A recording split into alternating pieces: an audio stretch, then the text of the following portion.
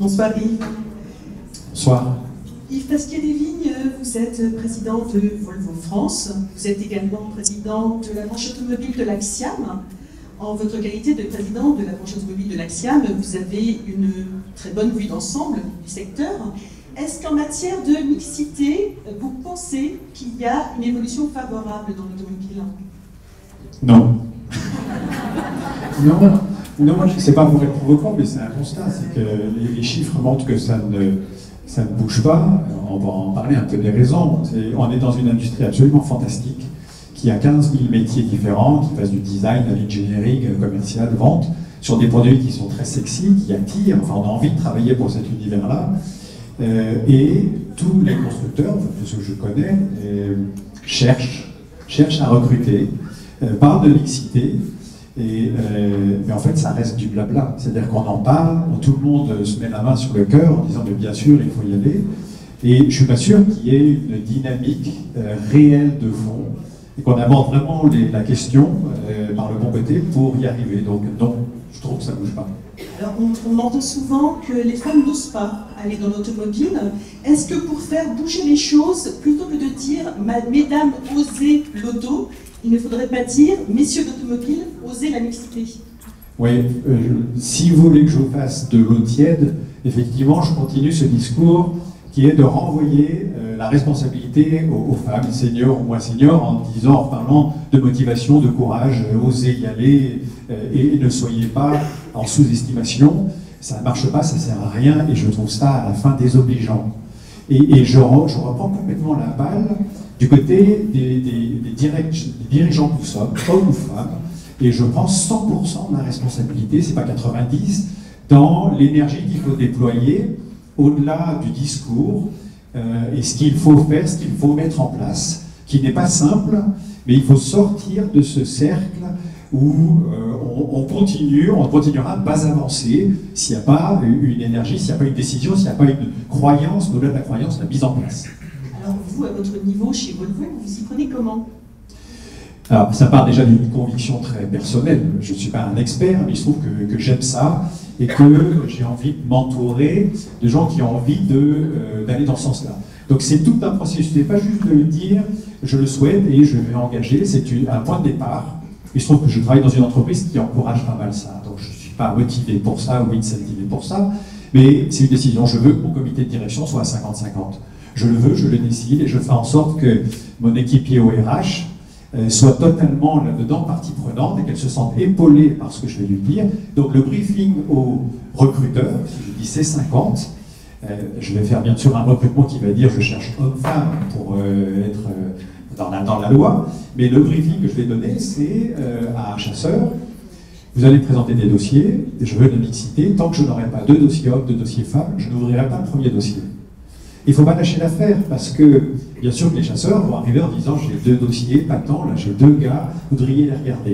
Et il faut qu'il y ait un alignement total pour dire « non, je n'ouvrirai pas le premier dossier tant que je n'aurai pas de la parité dans l'analyse ».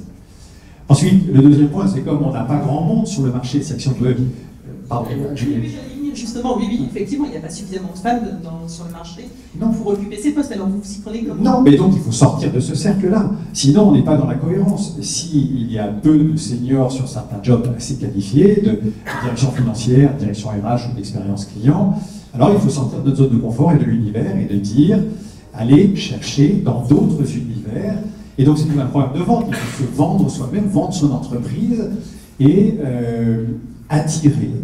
Et donc, si on va chercher des gens qui ne connaissent rien au sérail, ce qui est mon cas, systématiquement, je vais chercher des gens, puisque je ne trouve pas beaucoup de personnes volontaires dans le secteur de l'automobile, et bien toute la promesse et l'engagement et le suivi et l'accompagnement est un travail monstrueux à faire derrière. Parce que si vous recrutez quelqu'un qui vient d'un domaine complètement différent, ma RH vient de chez Apple, ma directrice financière vient de l'entertainment Vivendi, ma directrice des relations d'expérience client vient de SFR, il faut les éduquer, il faut les accompagner, et on en discutait avant, je vous disais, aux équipes qui allaient être dirigées par ces personnes, ils ne viennent pas du secteur, ils n'y connaissent rien, si vous les bisutez, vous êtes dehors. Parce que ça ne marche pas sinon. C'est violent. Ils ont vraiment, ça ne marchera pas sinon, il n'y a pas d'eau tiède.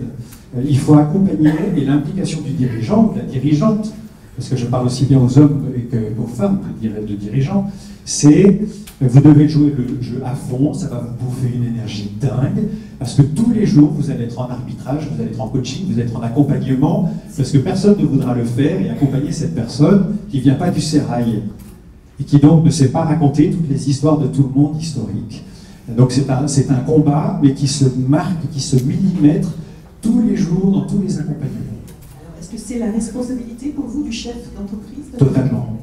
Il n'y a pas d'ambiguïté là-dessus. Ça ne peut pas être la responsabilité des postulantes, des femmes qui veulent, je me dis bien senior ou pas senior, c'est plus compliqué quand on est senior, mais ça ne peut pas. Je me refuse à avoir ce discours et à dire mettez-vous, sentez-vous bien dans votre peau. La responsabilité, elle est 100% de notre côté, à vendre un job, à vendre une entreprise, à vendre un bien-être et à vendre un accompagnement personnel, parce que seul le dirigeant peut bien le faire.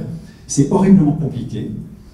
Parce que l'accueil n'est pas toujours facile. Quand on veut une mixité à 50% des entreprises, et je commence à avoir de l'expérience dans ce domaine-là, eh bien la rivalité, elle est aussi bien homme-femme. Les femmes du comité de direction, voyant arriver d'autres femmes au comité de direction, c'est à gérer ça aussi.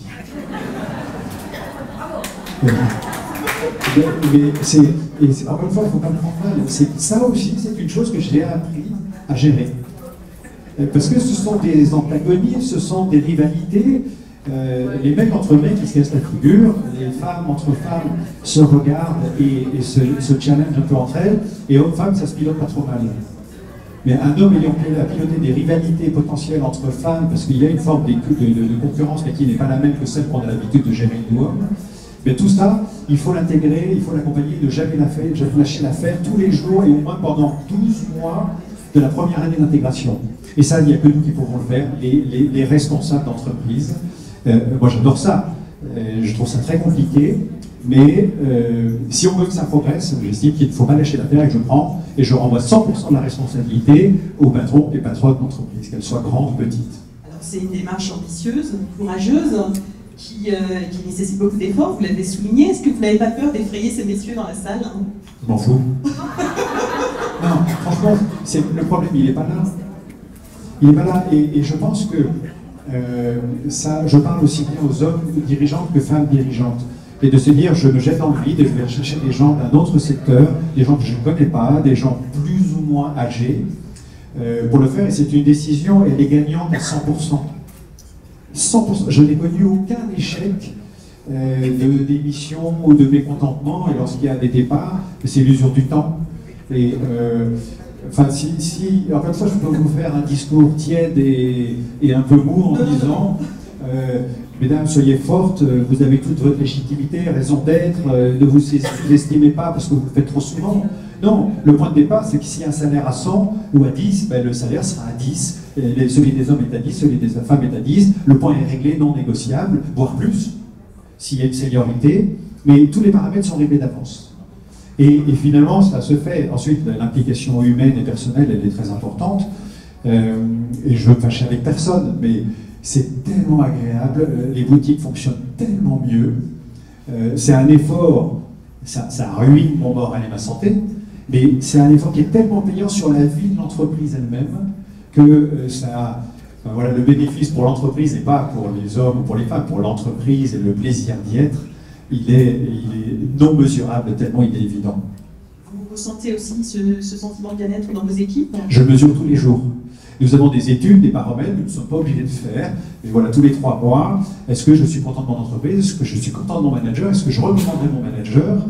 Et là, les scores tombent et on est mesuré tout le temps. Et l'entreprise a son étude, son feeling pour savoir si ça fonctionne d'un point de vue aussi bien humain que managérial. Et j'y porte une attention particulière. J'ai aucun mérite, je n'ai pas gagné plus d'argent à avoir un bon score ou pas un bon score.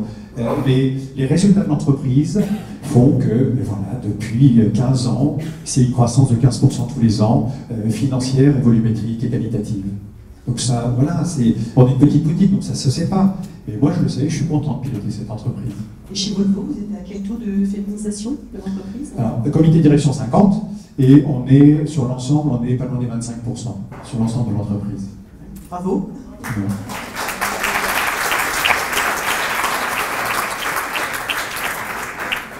Alors clairement, vous êtes un exemple, vous avez un discours qui va totalement, bon, pas totalement, mais qui est un peu un contre-courant par rapport à ce qu'on entend d'habitude. C'est d'ailleurs pour ça que vous interviewez chez Wave. Quel conseil donneriez-vous à vos homologues qui souhaiteraient mettre en place une telle politique? D'être à l'écoute des équipes, à l'écoute des messages et des signaux faibles, voire des impositions qui sont envoyées par les populations féminines de nos équipes. C'est-à-dire qu'elles envoient des messages, elles disent il faut féminiser, il faut faire ça, et on les écoute pas assez. Donc le message, c'est y aller avec ses convictions, parce que si on n'a pas des convictions, on lutte contre un système. Il faut être un peu convaincu soi-même, il faut écouter d'autres expériences, on voit si elles marchent, on voit ce qu'on est capable de faire, il ne faut pas le faire à contresens. Mais les messages et les idées viennent de sa propre entreprise. Si on a 15% de féminisation dans l'entreprise, écoutons les 15%, parce qu'ils envoient déjà des signaux directs et des signaux faibles, en disant voilà ce qu'on voudrait, voilà comment on aimerait fonctionner, il faut aller à leur écoute, il faut aller à la discussion, et ensuite on s'en imprègne, et ensuite on en tient un discours plus général de gestion d'un comité de direction et du reste. On n'a rien à inventer. En fait, il faut aller chercher à la base, à la source, ce qui sont les motivations des équipes féminines. Merci Yves. Alors messieurs, c'est à vous.